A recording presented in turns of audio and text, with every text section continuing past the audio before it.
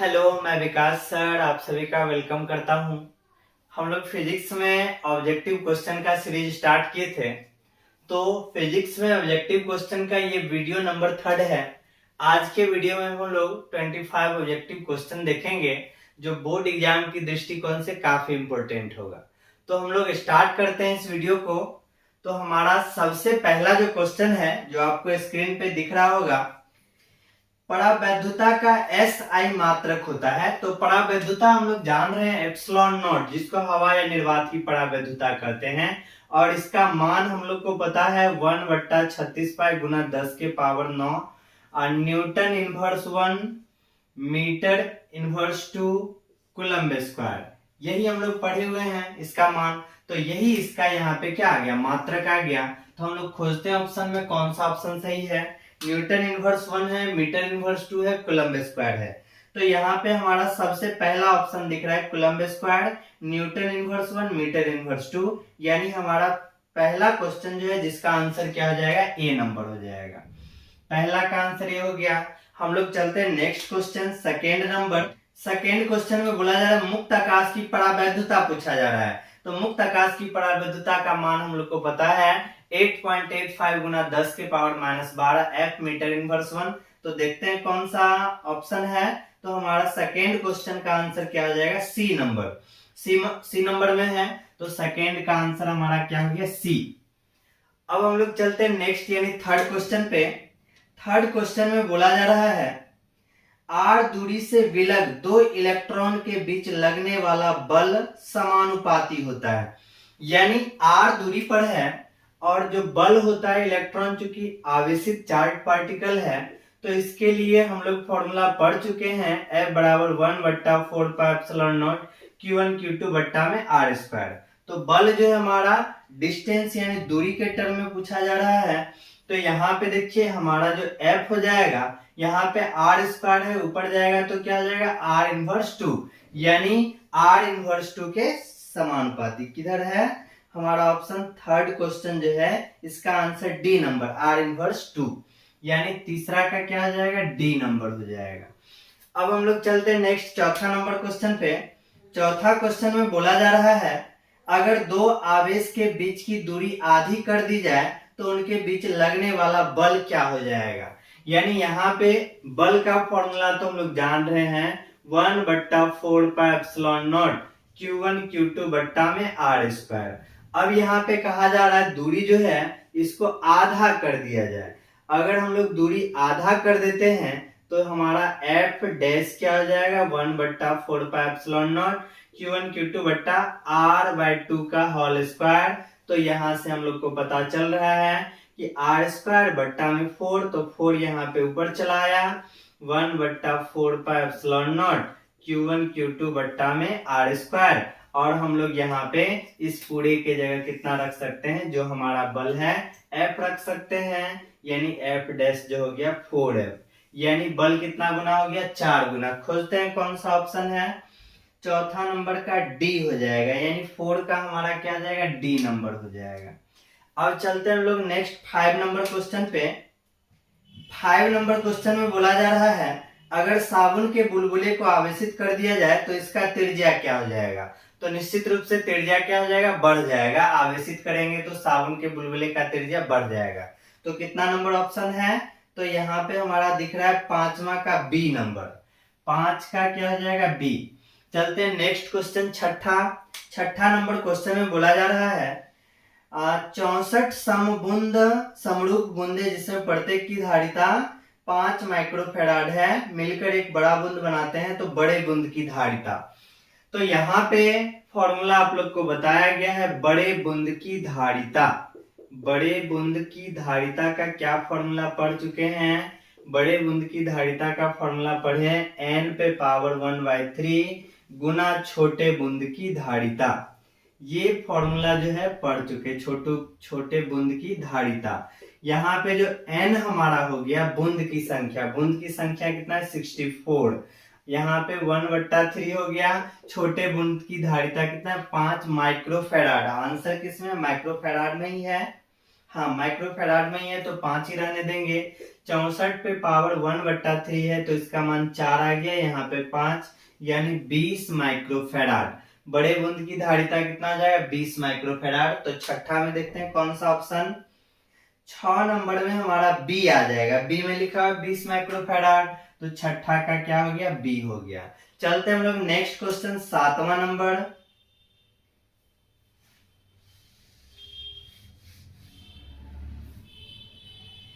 साथ में बोला जा रहा है धातु के बने दो गोलाकार चालकों की धारिता C1 और C2 है, दोनों पे कुछ आवेश है, संपर्क बनाकर अलग अलग कर दिया जाता है, तो अलग होने के बाद दोनों पर स्थित आवेश Q1 तथा Q2 के बीच संबंध।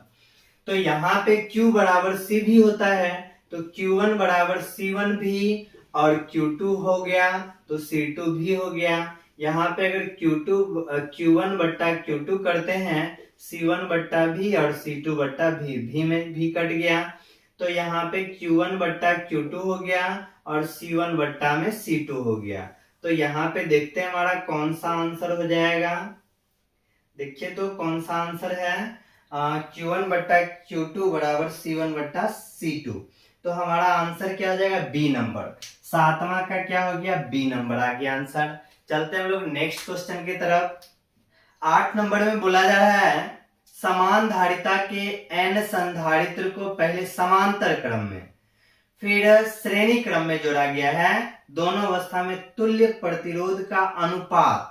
पहले किसमें, समांतर क्रम में, फिर श्रेणी क्रम में। समांतर क्रम में जोड़ा जाता है तो संधारित्र का फॉर्मूला हम लोग पढ़े हैं, समांतर क्रम पैरेलल कॉम्बिनेशन में होता है, बहुत सारा है, C1 plus C2 plus C3, इस तरह से फॉर्मूला होता है। n संधारित्र है तो Cp बराबर Nc। यहाँ पे ये फॉर्मूला हम लोग पढ़े हैं समांतर क्रम का। क्वेश्चन में हमको बड़ा वाला n दिया है, इसलिए यहाँ पे हम लोग बड़ा वाला n ले लेते हैं। और इसके बाद 1/CS सीरीज कॉम्बिनेशन में पढ़े हैं, 1/C1 plus 1/C2 plus 1/C3। यहाँ से अगर CS पूछा जाए तो यहाँ पे हम लोग को पता है C ऊपर चला जाएगा, बट्टा में क्या आ जाएगा, n आ जाएगा। CS बराबर क्या होगा, C बट्टा n। अब यहाँ पे दोनों का अनुपात पूछा जा रहा है, Cp बट्टा CS करना है, तो यहाँ पे NC बट्टा में क्या हो जाएगा, C बट्टा n। तो C में C कट गया, n हमारा कहाँ चला जाएगा, ऊपर चला जाएगा, यानी n स्क्वायर। देखते हैं कौन सा है, n स्क्वायर, यानी हमारा आंसर क्या आ जाएगा, बी नंबर हो जाएगा। 8वां का क्या हो गया, बी नंबर हो गया। अब हम लोग चलते हैं 9वां नंबर क्वेश्चन पे।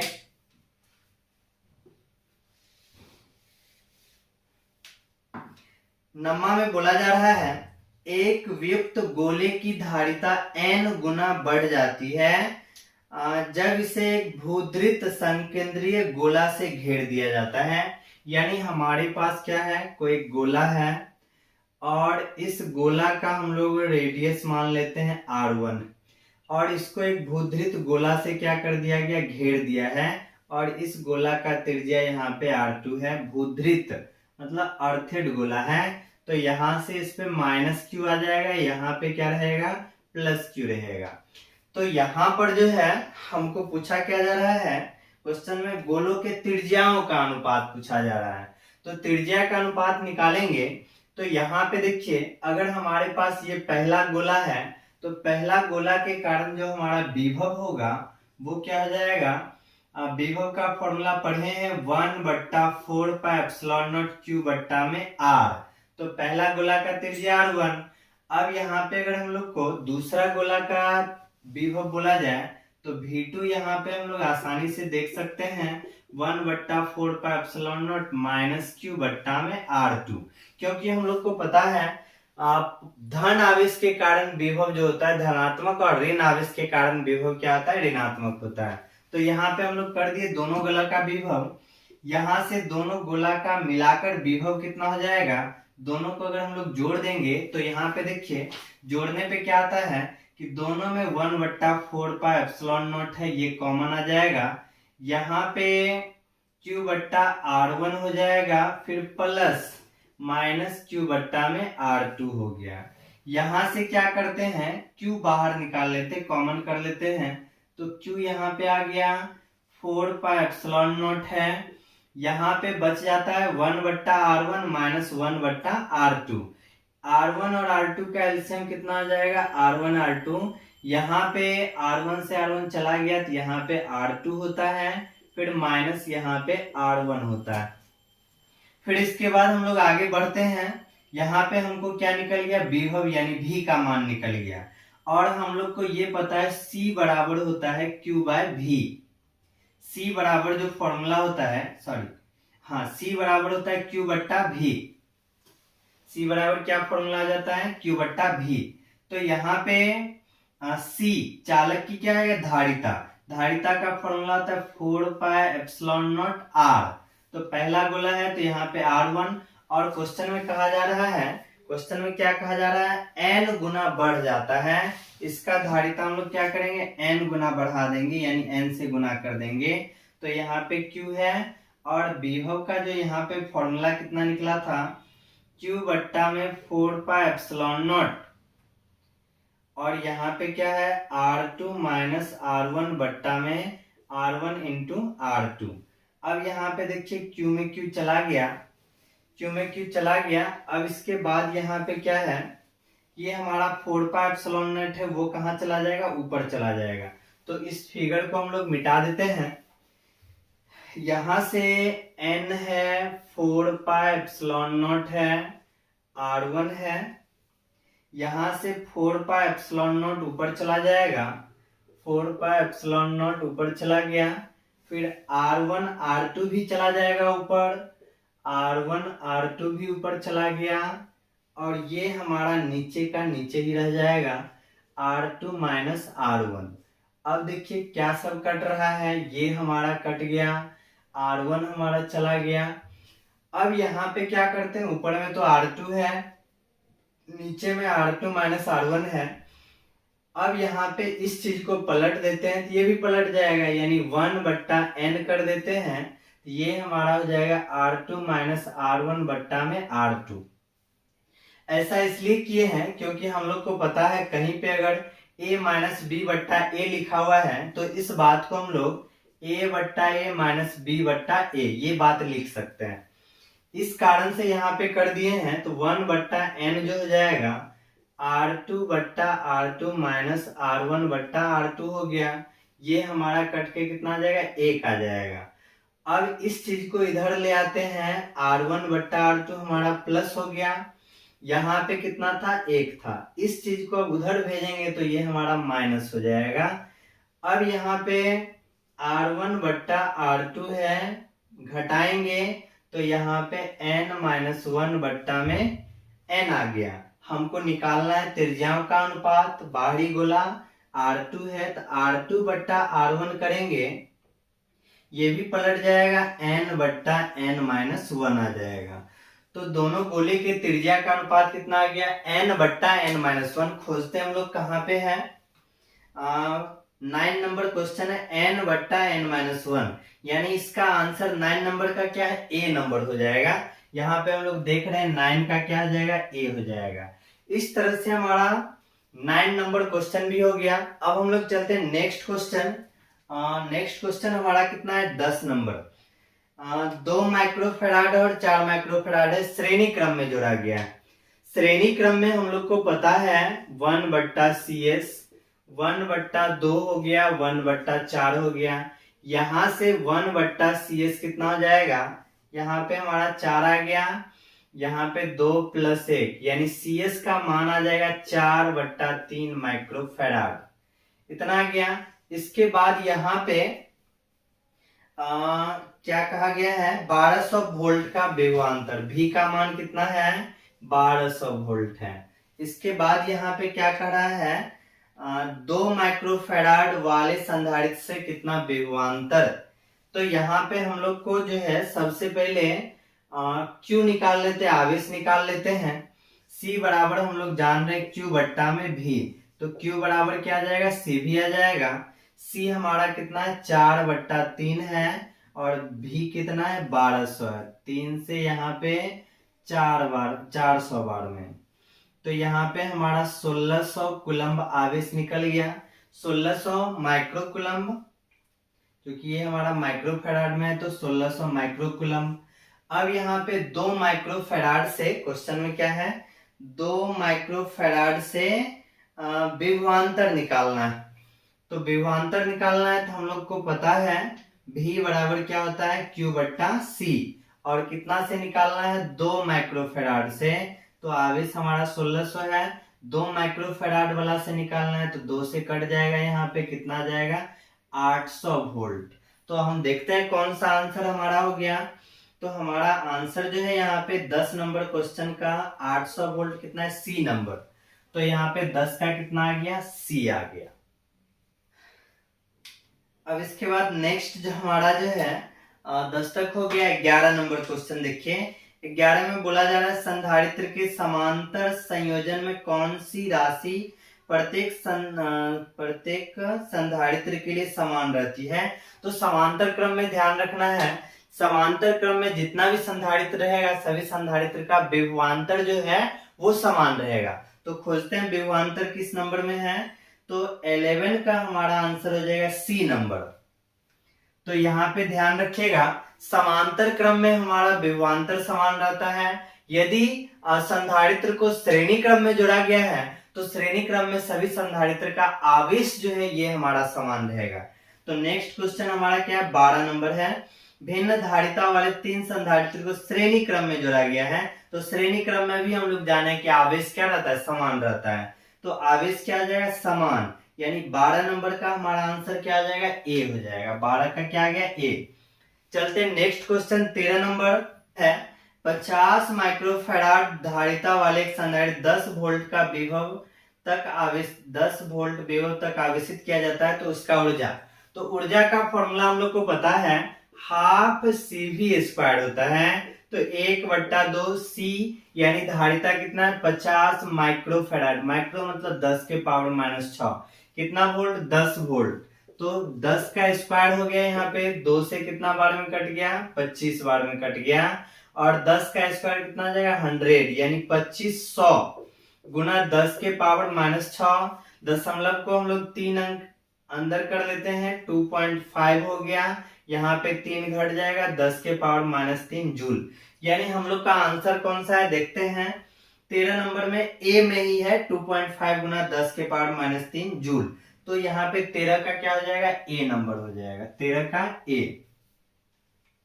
नेक्स्ट क्वेश्चन पे हम लोग चलते हैं 14 नंबर। 14 नंबर में बोला जा रहा है एक वियुक्त चालक के लिए निम्नलिखित में से कौन सा अनुपात अचर होता है। तो अचर अनुपात कुल आवेश बट्टा में विभव, यानी इसका हमारा आंसर क्या जाएगा, A नंबर। फिर हम लोग चलते हैं नेक्स्ट क्वेश्चन, हमारा 15 नंबर है।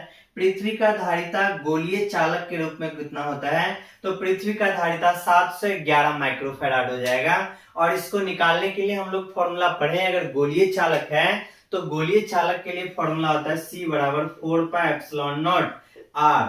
यहाँ पे R जो हमारा हो गया पृथ्वी की त्रिज्या, पृथ्वी की त्रिज्या अप्रॉक्स 6400 किलोमीटर होता है। फिर यहाँ पे 4πε0 का मान जो हो जाएगा, यहाँ पे 1/9 गुना 10 के पावर 9 रख देना है और R का मान रख देंगे। तो यहाँ पे हम लोग को अप्रॉक्स 711 माइक्रोफैराड आ जाएगा। तो हमारा आंसर क्या आ जाएगा, A नंबर। तो 15 का क्या हो गया, A नंबर आ गया। फिर हम लोग चलते हैं नेक्स्ट 16 नंबर क्वेश्चन पे। 16 में बोला जा रहा है 4 संधारित्र प्रत्येक की धारिता 2 माइक्रोफैराड और तो 8 माइक्रोफैराड धारिता प्राप्त करने के लिए किस क्रम में जोड़ना होगा। तो यहाँ पे संधारित्र हमारा है और सभी का जो है 2 माइक्रोफैराड धारिता है। कितना प्राप्त करना है, 8 प्राप्त करना है। तो हम लोग को पता है यहाँ पे अगर हम लोग पैरेलल क्रम में देखते हैं तो पैरेलल क्रम में क्या जाता है, NC। तो 4 संधारित्र है, 4 और 1 का धारिता कितना है, 2। तो यहाँ पे हम लोग को अपने आप निकल गया 8 माइक्रोफैराड। यानी किस क्रम में जोड़ना पड़ा, पैरेलल कॉम्बिनेशन, समांतर क्रम में। तो हमारा कितना नंबर क्वेश्चन है, 16 नंबर। 16 का आंसर क्या आ जाएगा, समांतर क्रम, यानी B नंबर हो जाएगा। 16 का क्या हो गया, B। चलते हैं नेक्स्ट क्वेश्चन 17 नंबर। 17 में बोला जा रहा है वायु में गोलीय चालक की धारिता समानुपाती होता है। तो वायु में गोलीय चालक गोलीय चालक की धारिता हम लोग पढ़े हैं, C बराबर 4πε0 R। R क्या है? त्रिज्या है, ये एक नियतांक है। तो हमारा धारिता जो है किस पे निर्भर करता है? त्रिज्या पे निर्भर करता है। तो देखिए किस नंबर में त्रिज्या, 17 नंबर का आंसर हमारा हो जाएगा बी नंबर, बी में है त्रिज्या। फिर चलते हैं हम लोग नेक्स्ट क्वेश्चन 18 नंबर। 18 में क्या कहा जा रहा है? दो संधारित्र प्रत्येक की धारिता 1 है को समांतर क्रम में जोड़ दिया गया है। दोनों का धारिता 1 है जिसको समांतर क्रम में जोड़ दिया गया है। तो समांतर क्रम जो है इसी तरह से हो गया, समांतर क्रम में दोनों को क्या कर दिया गया? जोड़ दिया गया। अब इसके बाद क्या बोला जा रहा है? दोनों का कितना है? 1-1 है। इसके बाद इसमें कहा जा रहा है उसमें 0.5 माइक्रोफैराड धारिता श्रेणी क्रम में जोड़ दिया जाता है। इसके श्रेणी क्रम में जो है ये 1 माइक्रोफैराड है, ये 1 माइक्रोफैराड है। इसके श्रेणी क्रम में हम लोग को 0.5 माइक्रोफैराड जोड़ दिया गया है। तो यहाँ पे समतुल्य धारिता निकालना है दोनों पॉइंट के बीच। समतुल्य धारिता आसानी से निकाल सकते हैं। ये हमारा किस क्रम में? समांतर क्रम में है। समांतर क्रम में जब दोनों को जोड़ेंगे तो समांतर क्रम में हम लोग को पता है Cp बराबर क्या होता है? C1 plus C2। दोनों को जोड़ देंगे तो 1-1 कितना हो गया? 2 हो गया। फिर यहाँ पे हमारा कितना है? 0.5 है। ये दोनों किस क्रम में आ गया? श्रेणी क्रम में। श्रेणी क्रम में हम लोग को पता है 1/CS, तो 1/2 हो गया। फिर 1 प्लस में 1/0.5, 0.5 है। इस पॉइंट को उड़ाएंगे तो ऊपर में 10 चला गया, 5 से ये हमारा 2, तो 1/CS जो हो जाएगा 2 हो गया, 1 प्लस 4। तो यहाँ पे हम लोग देखेंगे CS हमारा ये ऊपर चला जाएगा तो ये भी ऊपर चला गया, 2/5। और यहाँ पे जब हम लोग भाग लगा देंगे तो 0.4, तो हमारा आंसर कितना आ गया? 0.4 माइक्रोफैराड। खोजते हैं किसमें है, तो हमारा आंसर जो है 0.4। कितना नंबर क्वेश्चन था? 18 नंबर। तो 0.4 देखिए ए नंबर ऑप्शन में है, तो हमारा 18 का क्या आ जाएगा? ए आ जाएगा। चलते हैं नेक्स्ट क्वेश्चन पे।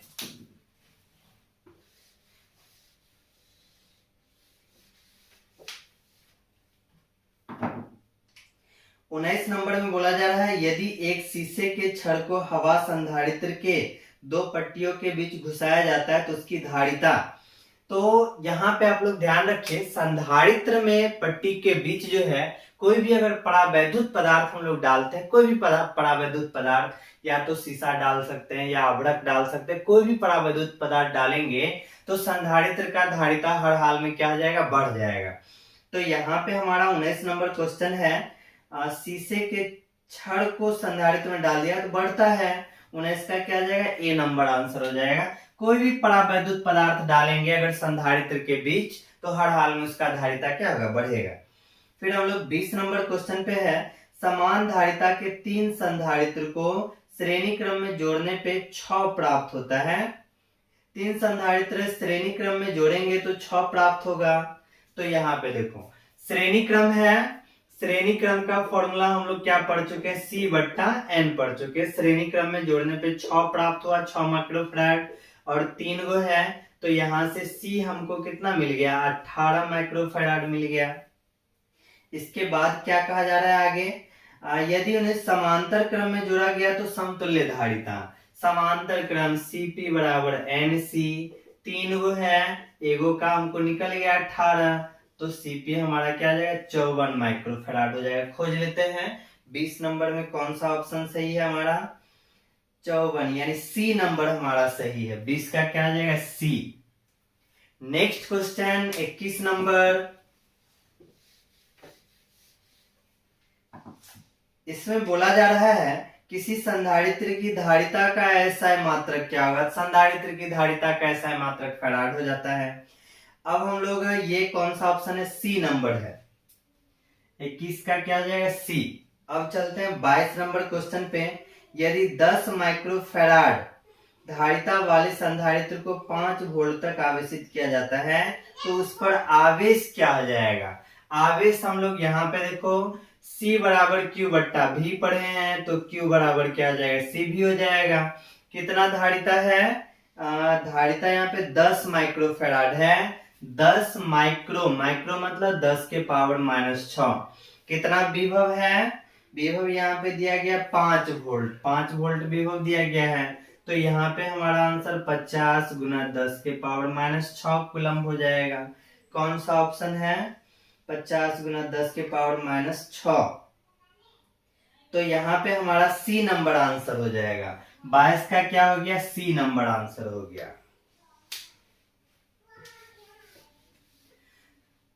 चलते हैं नेक्स्ट क्वेश्चन 23 नंबर। वान डी ग्राफ जनरेटर एक मशीन है जो उत्पन्न करता है, क्या उत्पन्न करेगा? वान डी ग्राफ जनरेटर में पढ़े थे कि इसके द्वारा हम लोग जो है निम्न वोल्टेज से उच्च वोल्टेज प्राप्त करते हैं। वान डी ग्राफ जनरेटर जो पढ़े थे, यहाँ पे हो गया कई लाख वोल्ट का विभवांतर, यानी बहुत ज्यादा विभवांतर हम लोग प्राप्त करते हैं। तो हमारा आंसर क्या हो जाएगा? सी नंबर आंसर हो जाएगा 23 का। नेक्स्ट क्वेश्चन 24 नंबर कह रहा है, जब समांतर पट्टिका वायु संधारित्र पट्टिकाओं के बीच की दूरी बढ़ती है तो इसकी धारिता क्या होगी? समांतर पट्टिका संधारित्र में पढ़े थे फॉर्मूला धारिता का ε0a/d। तो यहां से नजर आ रहा है हम लोग को, अगर दूरी बढ़ेगा तो धारिता का मान क्या होगा? घटेगा, क्योंकि ये दोनों एक दूसरे का व्युत्क्रमानुपाती है। दूरी बढ़ेगा तो धारिता घटेगा। तो यहाँ पे क्या कहा जा रहा है? दूरी को बढ़ा देना है तो इसका धारिता हर हाल में क्या हो जाएगा? घट जाएगा। तो आंसर क्या हो जाएगा? बी नंबर हो जाएगा।